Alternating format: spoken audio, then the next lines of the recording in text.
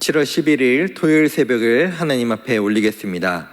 하나님 말씀 받겠습니다. 이 복된 시간 우리에게 주시는 하나님 말씀은 구약성경 열왕기상 21장 21절에서 29절까지 말씀입니다.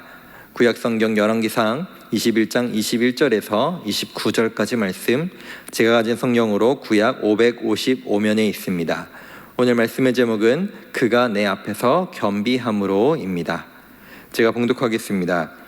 여호와의 말씀이 내가 재앙을 내게 내려 너를 쓸어버리되 내게 속한 남자는 이스라엘 가운데의 매인 자나 노인자를 다 멸할 것이요 또 내 집이 느밧의 아들 여로보암의 집처럼 되게 하고 아이의 아들 바하사의 집처럼 되게 하리니 이는 내가 나를 노하게 하고 이스라엘이 범죄하게 한 까닭이니라 하셨고, 이세벨에 대하여도 여호와께서 말씀하여 이르시되 개들이 이스라엘 성읍 곁에서 이세벨을 먹을지라. 아합에게 속한 자로서 성읍에서 죽은 자는 개들이 먹고 들에서 죽은 자는 공중의 새가 먹으리라고 하셨느니라 하니, 예로부터 아합과 같이 그 자신을 팔아 여호와 앞에서 악을 행한 자가 없음은 그를 그의 아내 이세벨이 충동하였음이라. 그가 여호와께서 이스라엘 자손 앞에서 쫓아내신 아모리 사람의 모든 행함같이 우상에게 복종하여 심히 가증하게 행하였더라. 아합이 이 모든 말씀을 들을 때에 그의 옷을 찢고 굵은 배로 몸을 동이고 금식하고 굵은 배에 누우며 또 풀이 죽어 다니더라. 여호와의 말씀이 디셉 사람 엘리야에게 임하여 이르시되 아합이 내 앞에서 겸비함을 내가 보느냐. 그가 내 앞에서 겸비함으로 내가 재앙을 저의 시대에는 내리지 아니하고 그 아들의 시대에야 그의 집에 재앙을 내리리라 하셨더라. 아멘. 사랑합니다. 네, 오늘은 열왕기상 21장 말씀을 가지고 함께 하나님 앞에 이 새벽을 열고자 합니다. 오늘 열왕기상 우리가 읽은 본문의 앞부분의 내용은 여러분 잘 아시는 나봇의 포도원 내용이 나와 있습니다. 이 나봇의 포도원은 이스라엘 지역에 위치해 있었는데, 이 이스라엘이라는 이름의 뜻 자체가 하나님께서 심으신다라는 뜻을 가지고 있었고 매우 비옥한 땅이었습니다. 그리고 이 땅을 아합이 탐내하고 있었습니다. 이 땅을 차지하여, 왜냐하면 또한 이 이스라엘 지역에 아합의 왕궁이 있었기 때문에 이 나봇의 포도원을 그가 사서 그곳에 채소밭을 만들고자 한다라고 오늘 21장 2절에서 기록하고 있습니다. 그런데 이 아합이 가꾸려고 하는 채소밭이라는 단어에 잠깐 집중해 보면, 이 채소밭이라는 단어는 신명기 11장에 한 번 더 등장을 하는데, 이 채소밭은 정원이라고도 번역할 수가 있습니다. 이 채소밭은 보통 사람의 손에 의해서 길러지고 또 이것이 작물이 이루어지는 그것을 의미하고 있습니다. 모세가 이스라엘 백성들에게 이것에 대해서 신명기 11장에서 설교를 할 때 이 애굽을 채소밭에 비유를 하며 결국 그것은 인간이 다스림을 하는 땅이라고 얘기를 하고, 또한 하나님이 다스리는 땅을 바로 가나안이라고 말하며 이것을 대조하는 모습을 볼 수 있습니다. 그렇다면 이 하나님께서는 계속해서 이 포도원이라는 단어를 또 어디에서 사용하시느냐? 바로 이스라엘, 하나님이 다스리시는 이스라엘의 이 포도원이라고 비유를 많이 하고 계신데요.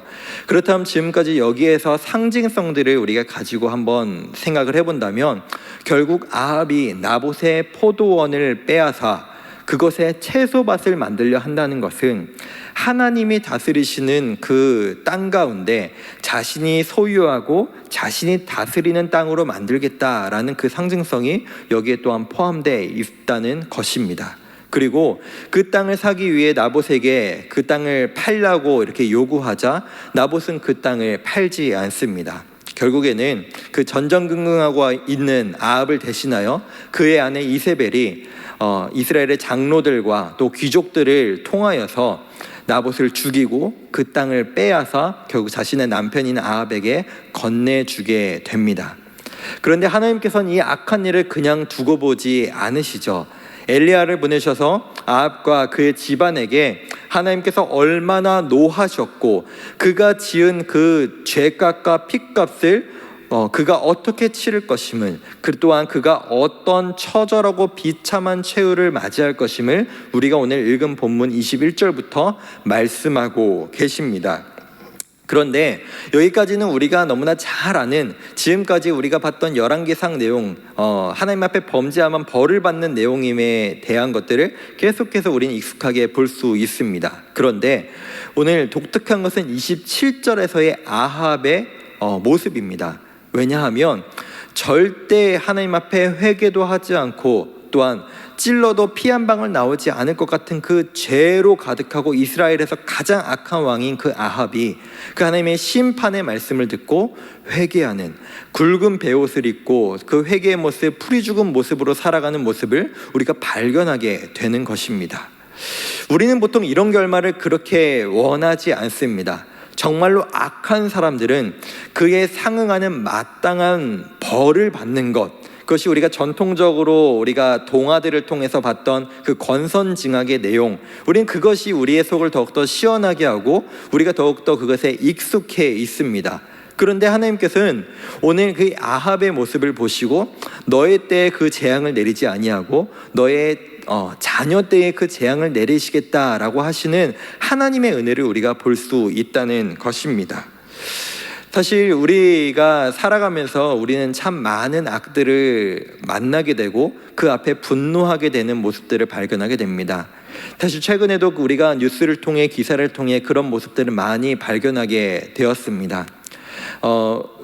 응급 환자를 후송하는 그 응급차를 가로막고 자신의 차에 대한 보상 먼저 하라고 얘기하는 그 택시기사의 사건부터, 또 어떤 한 젊은 운동선수에 대해 폭행과 폭언으로 말미암아 또 참 안타까운 결말을 맞게 된 이런 사건들까지, 우리는 그 사건들을 접할 때마다 그 악한 사람들에 대해 분노하고 또 그 사람들을 정죄하며 그 사람들이 마땅한 벌을 받아야 된다라고 우리는 얘기하며 또 그들에게 심판자가 되고는 합니다. 그런데 한편으로는 제가 또 이번 한 주를 보내며 이런 생각을 했습니다. 지금 교회가 코로나19로 인해 또 소그룹에서 생겨난 코로나 확진자로 인해 교회가 소그룹을 하지 못하고 또 교회에 향한 많은 비난과 또 지탄들을 보면서 내가 어떤 악함으로 인하여, 내가 정말로 주님 앞에, 하나님 앞에 범죄함으로 인하여 많은 사람들 앞에 지탄받고 또 정죄받고 또 하나님께서도 나를 향하여 내가 반드시 너를 심판할 것이다 라고 말씀하시는 상황 가운데 제 자신이 처하게 된다면 나는 과연 어떻게 살아갈 수 있을까? 나는 과연 어떻게 해야 될까라는 그 생각이 들게 되었습니다. 오늘 아합 또한 마찬가지였습니다. 그 상황 가운데 누구도 아합은 용서받을 수 없고 마땅히 그 벌을 받아야 된다라고 얘기하는 많은 사람들이 있지만, 그가 하나님 앞에 회개하고 하나님 앞에 굵은 베옷을 입고 그 모습으로 살아갈 때 하나님은 그의 겸비함을 보시고 그에게 바로 심판하지 않으시고 그의 자식대로 그것을 넘겨주시는 그 하나님의 은혜를 아합이 경험하게 된 것입니다. 오늘 열왕기상의 이 성경을 처음 접한 독자들은 바로 이스라엘이 멸망하고 남유다 또한 멸망하고 바벨론으로 포로로 끌려간 이스라엘 백성들이 이 말씀을 처음 접하게 됩니다. 결국 그들이 포로로 끌려간 원인은 무엇이었고 그들의 나라가 망한 원인은 무엇이었을까요? 바로 그들이 하나님 앞에 바로 섬기지 아니하였고 하나님을 배신하였고 하나님을 떠난 그 죄악 때문에 결국 그 나라가 멸망하였고 그들은 포로로 끌려갈 수밖에 없는 상황이 되어버렸습니다. 그 가운데 이 말씀을 접한 그 이스라엘 백성들은 어떤 마음이 들었을까요?